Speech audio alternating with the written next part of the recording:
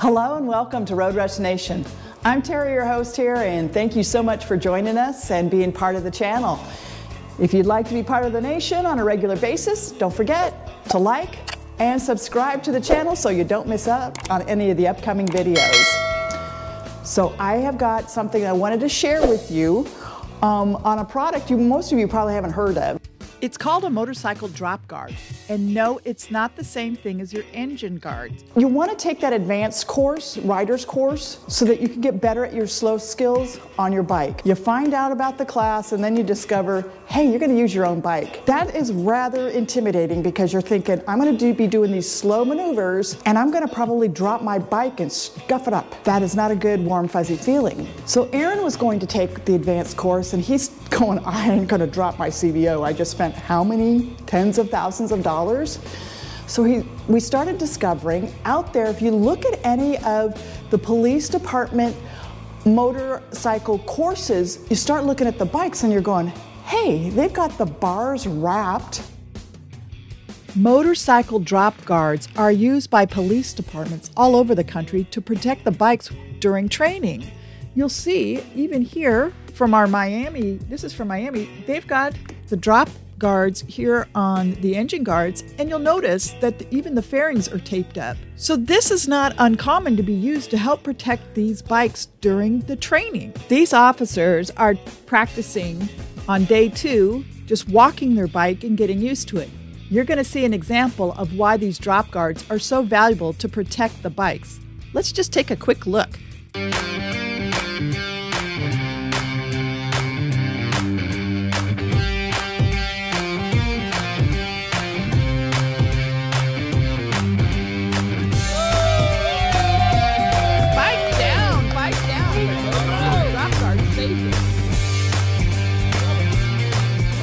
Where can I get these? Well, we discovered, and there's some various kinds out there and different materials that we're going to show you. Now, Aaron has them on his bike, and we just leave them on there because you don't even notice that he's got them on. I'm going to show you those here in a second. And then I just got a new set that we're going to put on today. Here's Aaron's CVO under his cover. But let me show you, if you can see the little bit of difference. This is a plastic that just pops on there. See how it comes right up and it goes all the way down to here. So it's right between here. So if you dropped it during your class, it would land on there and you're not scuffing up your engine guard, and it helps to protect, because you scuff up these black ones, your toes.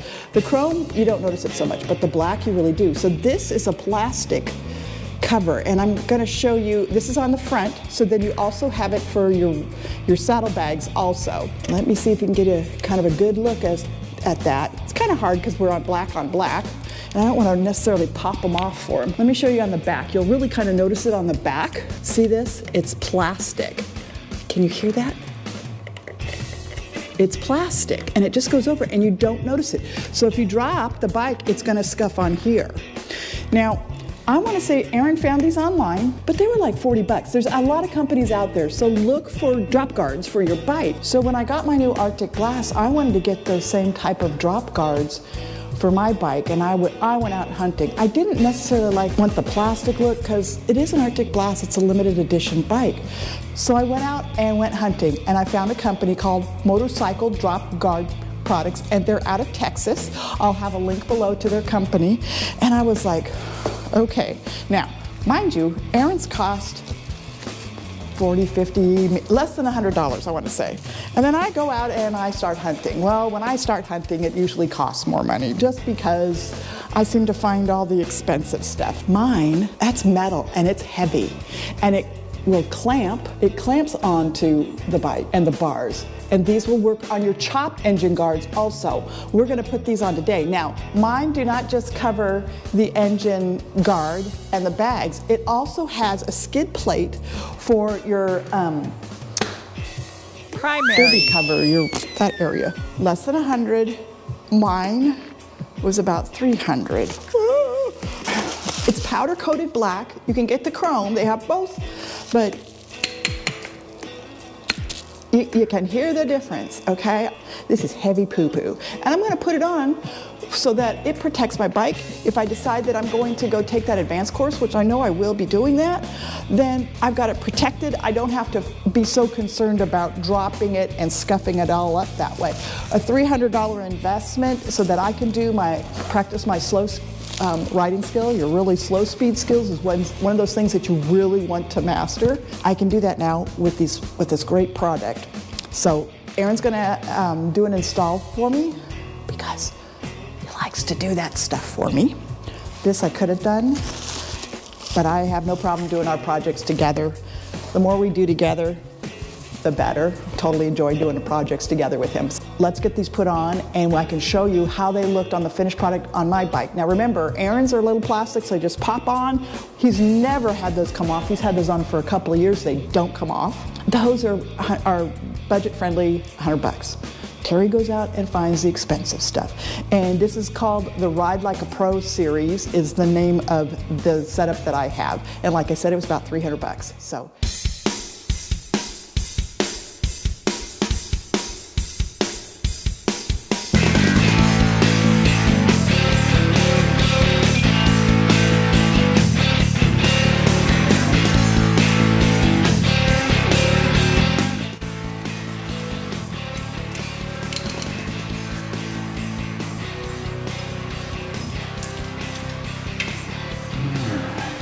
This rubber gasket back into place on this. This protects the coating. The original bar. The one thing they kept reiterating was just making sure that as you tighten it up, you have an even gap on both sides. Down low enough that it will actually take the impact when the time comes. If it comes, and we hope it don't. Exactly. And the rubber that they provide you is going to compress a little bit as it conforms to the inside curve and the outer. So right. As it, I don't know. I think I'll have to get this one into position and let you kind of take a look at it. So what we've been talking about, and the reason why we kind of went back and took another look at this, is the angle of the actual piece of hardware itself has got a curve in it, so you can't necessarily just line it up and put it straight on the straight portion of the bar, because the inside is actually curved for the bar. Make it a little bit easier when you try to put two separate sides on and yet you want to match them up. The best way I've found to do it is just to take measurements and basically triangulate the piece to get it on there. Good, bad, or indifferent, whether it's in the right place or not, at least you know the left one and the right one are in the same place, respectively. What I am attempting to do in my own clumsy fashion.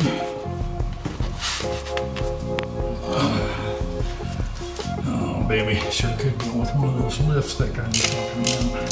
Oh, well, you know, do you have a friend that has a lift or somebody that wants to send a lift? Yeah, I think I'll do it. Okay, well, you can try. All right, so from the factory, these bolts do not have thread locker on them. Oh, that's good to know. So I will not be putting thread locker on the ones. Or just a little bit longer so that they can...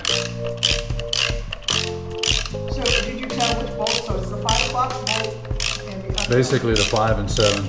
Yeah, I mean, the components are very sturdy. I have no doubt that they will do their job because this is heavy duty stuff here. So put this on, we got a regular flat washer, and then there's no thread locker, so you don't want to under torque it. All right, so there you have it. In order to make sure that my measurements obviously are going to be worth anything, have any value to them at all, I had to level the bike out, so I actually have a level that I put across by the Batwing bend. Thanks for watching, and we hope you enjoyed it. Don't forget to subscribe and hit that notification bell so you don't miss out on the next adventure.